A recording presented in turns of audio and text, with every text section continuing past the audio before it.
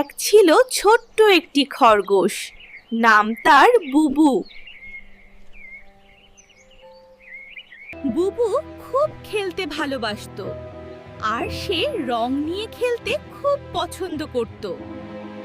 একদিন সে পেল লাল অপকোনন, নীল অপকোনন আর হলুদ কোকড় রং। রং মিশিয়ে বুবু বানালো নতুন নতুন রং। ওয়াও! গেল বুবুর রঙিন দুনিয়া দেখে। তুমিও কি রং নিয়ে খেলতে চাও?